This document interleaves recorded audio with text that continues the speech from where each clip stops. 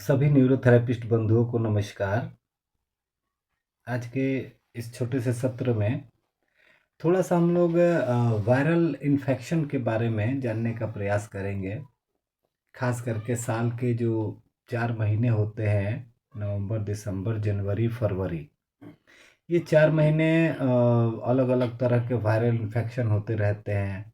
इस साल भी हर साल कुछ ना कुछ नया होता है। इस साल भी जैसे कि देख रहे होंगे, दिल्ली और आसपास के अन्य जगहों पे फीवर आना, कोल्ड हो जाना, सर्दी खांसी जुकाम, पूरे शरीर में दर्द, जॉइंट पेन।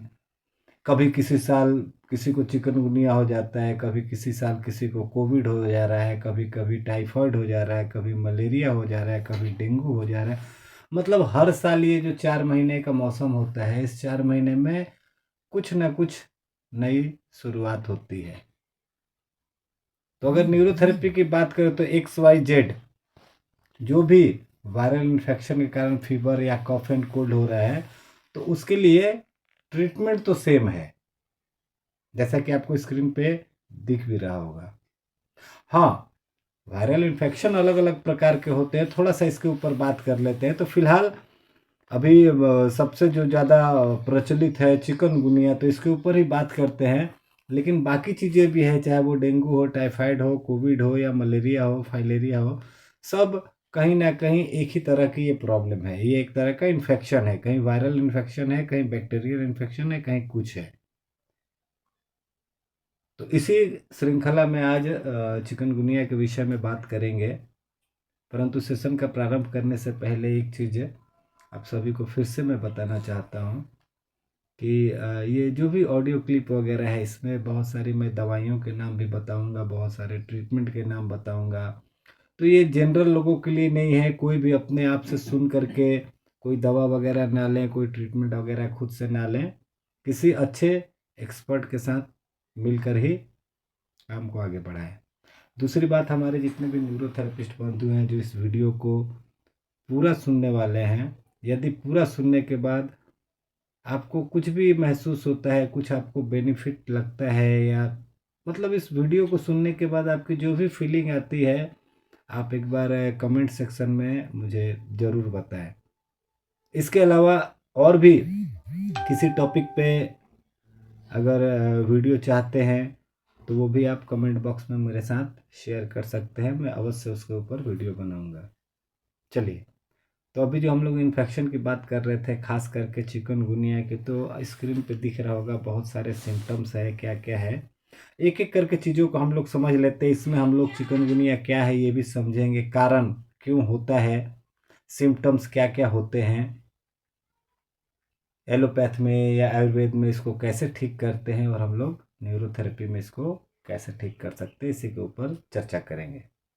तो सबसे पहले तो ये समझ लेना है कि चिकनगुनिया जो बीमारी है, यह चिकनगुनिया वायरस के कारण ही होता है।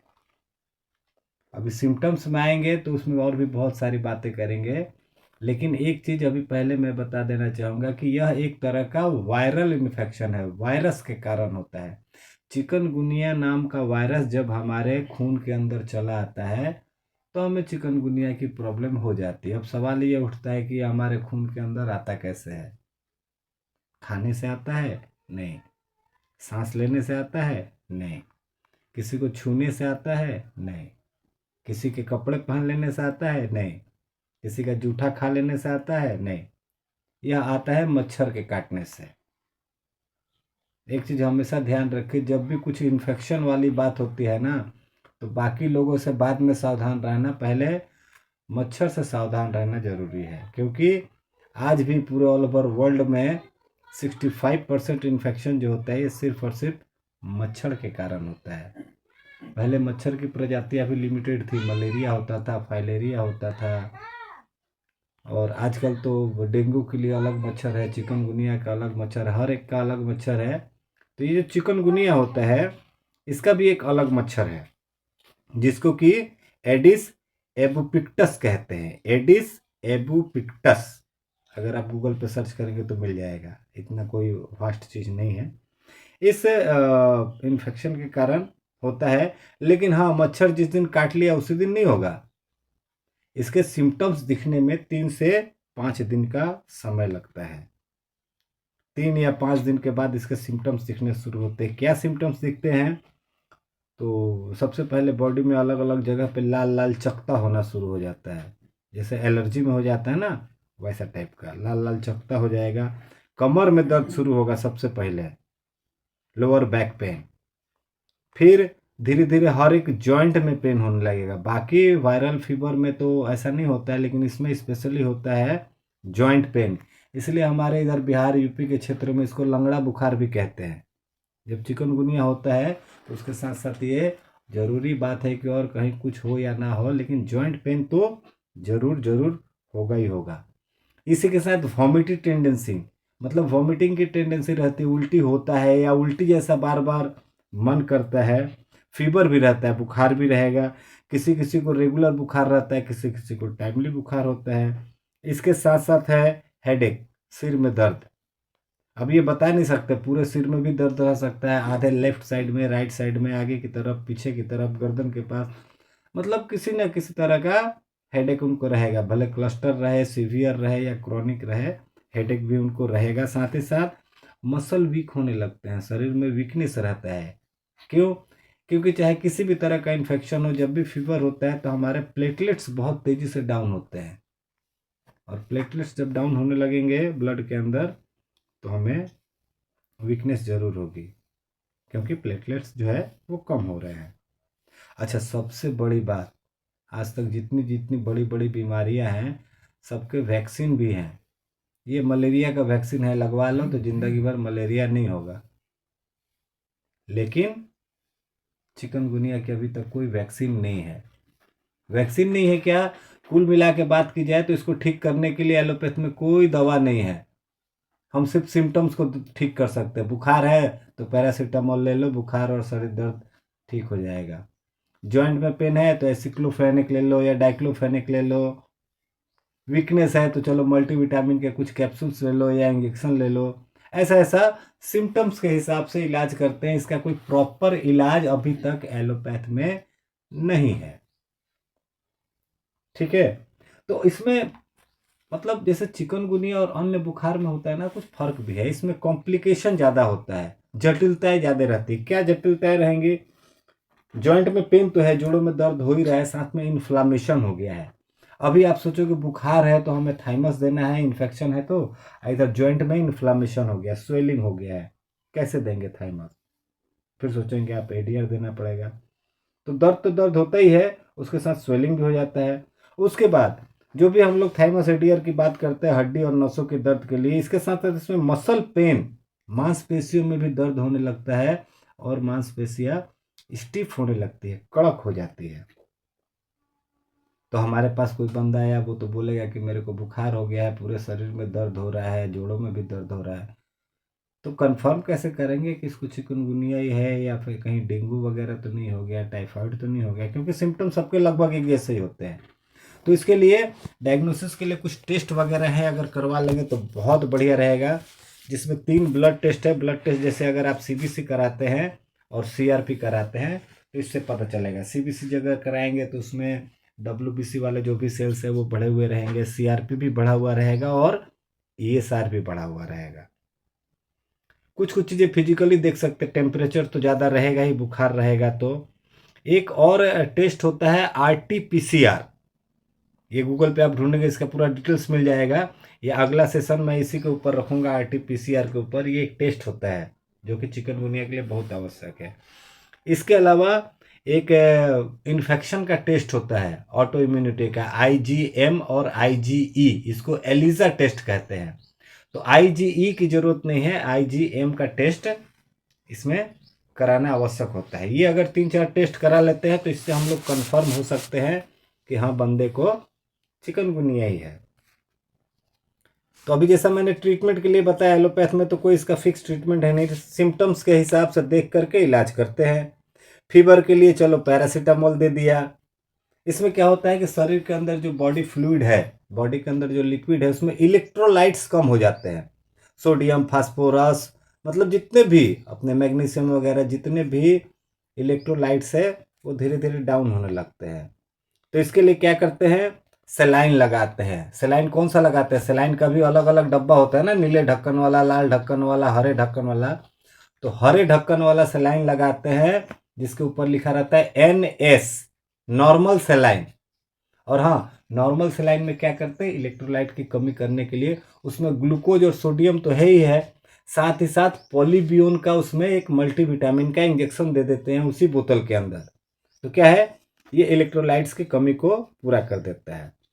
अभी सिर्फ फीवर है तो हमने पैरासीटामोल दिया, लेकिन फीवर के साथ साथ अगर जॉइंट में स्वेलिंग है या जॉइंट में भी पेन है तो फिर सिर्फ पैरासीटामोल नहीं दे करके एसिक्लोफेनेक और पैरासीटामोल का गोली आता है एक साथ कॉम्बाइन, वो देते हैं। इसके अलावा एक और टैबलेट है कैरापिल, ये भी बहुत अच्छा काम करता है। अब ये कैरापिल क्या है, ये मतलब वो आप समझ लो कि एक तरह से वो पपीते का पत्ते का रस है। जो कहते हैं ना चिकनगुनिया हो गया तो पपीते का रस चबा के खाओ, खाया तो किसी से जाता नहीं है, इतना कड़वा होता है, तो फिर भी कहते हैं। तो उसको एक टैबलेट फॉर्म में ला दिया है कैरापिल, ये पपीते के पत्ते के रस से बनता है। इसमें क्या होता है, इसमें ग्लाइकोसाइडेज होता है, एल्कलॉइड्स होता है और फ्लेवोनॉइड्स होता है। ये 3 केमिकल होते हैं पपीते के पत्ते के रस में। यही तीनों मिलकर सारा खेल करते हैं, ग्लाइकोसाइडेट्स, एल्कलॉइड्स और फ्लेवोनॉइड्स। ये काम क्या करते हैं, ये सबसे पहला इनका काम है, ये एंटीबैक्टीरियल है। वायरस का इन्फेक्शन तो ठीक करते ही करते हैं, अगर किसी तरह का कोई बैक्टीरिया का इन्फेक्शन है तो उसको भी दूर करते हैं। यह एंटीबैक्टीरियल है। इसके साथ साथ एंटी ट्यूमरस भी है, कहीं अगर ट्यूमर का ग्रोथ हो रहा है तो उसमें भी पपीते के पत्ते का रस हम लोग इस्तेमाल करते हैं। तो नॉट ओनली फॉर चिकनगुनिया, अगर किसी को ट्रेमर या सिस्ट है या फाइब्रॉयड है, चाहे गर्भाशय में रसौली है, चाहे ओवरी में रसौली है, चाहे ब्रेस्ट में गांठ हो गया है, चाहे कहीं भी किसी भी तरह का सिस्ट या अननेचुरल ग्रोथ है, तो वहाँ पे हम लोग पपीते के पत्ते का रस का इस्तेमाल कर सकते हैं। इसके अलावा तीसरा क्या है, ये इम्यूनो बूस्टर है, हमारी इम्यून पावर को बहुत तेजी से बढ़ाता है। चौथा चीज इसमें खास बात एक और है कि यह एंटीऑक्सीडेंट है। एंटीऑक्सीडेंट बहुत जगह आप लोग टीवी में ऐड वगैरह में देखते होंगे, किताबों में पढ़ते हैं। एंटीऑक्सीडेंट होता क्या है, कोई भी इस दुनिया में आपको चीज दिखाई देती है जिसको आप छू सकते हैं, उसमें जितना ज्यादा ऑक्सीजन उसके अंदर घुसेगा वो उतनी जल्दी खराब होगा। लोहे का सरिया होता है, आप ला करके रख दो 500 साल, अगर उसमें ऑक्सीजन ना मिले तो उसमें जंग रस्ट नहीं लगेगा।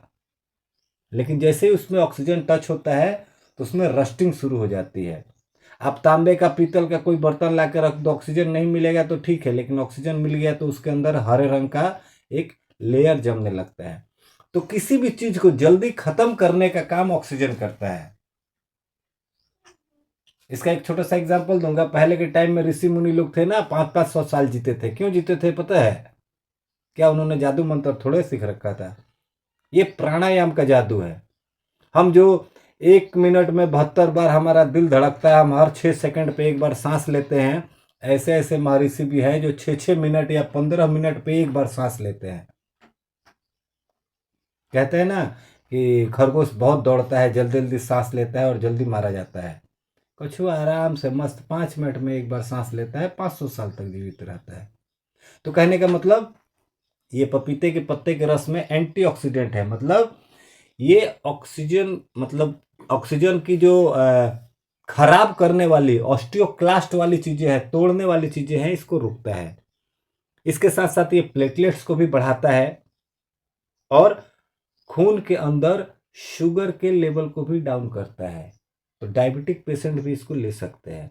और ये डाइजेशन को, पाचन तंत्र को भी बढ़ाता है। तो पाचन तंत्र से जुड़ा हुआ कोई भी बीमारी है, क्योंकि अल्कलॉइड्स है, तो जैसे कॉन्स्टिपेशन वगैरह, गैस वगैरह की प्रॉब्लम है, पाइल्स की प्रॉब्लम है, या फिर जख्म हो गया है, अल्सर हो गया है, इन सभी चीज़ों में ये पपीते के पत्ते का रस जो है ये बहुत कामयाब रहता है। मैं हाँ ये नहीं कहूँगा कि ज़रूरी नहीं है कि आप कैरापिल ही यूज़ करो, एलोपैथी की दवाई यूज़ करो, पतंजलि में भी आता है। और कुछ नहीं तो सबसे बढ़िया तो चीज़ ये है कि पपीते के पत्ते को लेकर के पीस लें।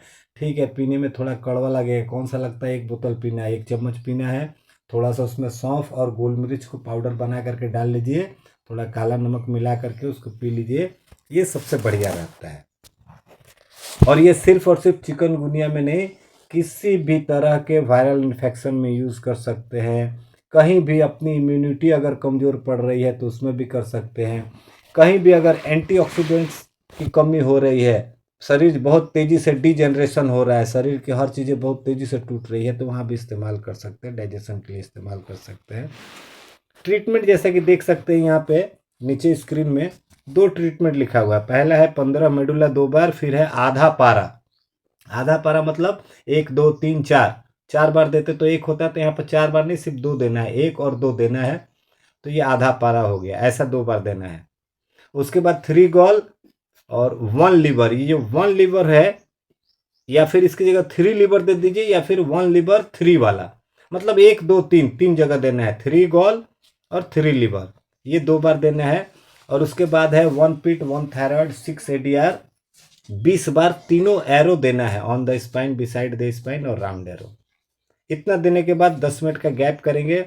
10 मिनट के बाद फिर से 15 मेडुला 2 बार देंगे, आधा पारा 2 बार देंगे, और ऊपर वाला जो 1 पीट का था वहाँ पे हटा करके 1 WD कर देंगे। 1 WD 1 थायराइड 6 एडीआर। और जो ऑल एरो दे रहे थे उसकी जगह पे स्टैंड ऑन फिट, कुर्सी पे बैठा करके और उनके पैर के पंजों पे खड़े रहते हैं 6 सेकंड के लिए, ये फॉर्मूला देना है। हाँ, इसके साथ साथ अगर सर्दी जुकाम भी है तो स्टार्टिंग में ही, एकदम शुरुआत में ही ऑक्सीजन दे सकते हैं। किसी को अगर वायरल इन्फेक्शन या किसी भी तरह का इन्फेक्शन के कारण कई लोगों में लूज मोशन हो जाता है, तो लूज मोशन अगर होता है तो स्टार्टिंग में ही उल्टा टो फिंगर और उल्टा नॉर्मल विदाउट पेन देने के बाद ये ट्रीटमेंट का आप लोग प्रयोग कर सकते हैं। तो उम्मीद करता हूँ अभी के मौसम में इस तरह के इन्फेक्शन बहुत बहुत आ रहे हैं। आपके क्लिनिक में भी कई लोग ऐसे आते होंगे, आपके घर पे, मोहल्ले में, परिवार में, दोस्तों में बहुत सारे ऐसे लोग होंगे जिनको इनमें से कुछ ना कुछ दिक्कत अभी फ़िलहाल में हो रही होगी 1 डेढ़ महीने से। तो कोई भी अगर ऐसा आपको दिखता है तो उनको अवश्य ट्रीटमेंट दीजिए। और इस ट्रीटमेंट की एक बात है, सही रूप से आपको दिन में 10 बार नहीं देना है, एक ही बार दीजिए। पहला सेट दीजिए, 10 मिनट के गैप के बाद दूसरा सेट दीजिए। 3 से 4 दिन ये ट्रीटमेंट देते हैं, और खान पान का अगर बढ़िया से ध्यान रखते हैं तो 3 से 5 दिन के अंदर ये प्रॉब्लम पूरी तरीके से क्योर हो सकती है। तो उम्मीद करता हूँ आज का ये छोटा सा सेशन आप लोगों को अच्छा लगा होगा। बने रहिए हमारे साथ, ऐसे ही रोचक जानकारियों के लिए मिलेंगे आपसे फिर से अगले वीडियो में। तब तक के लिए नमस्कार, धन्यवाद, जय हिंद।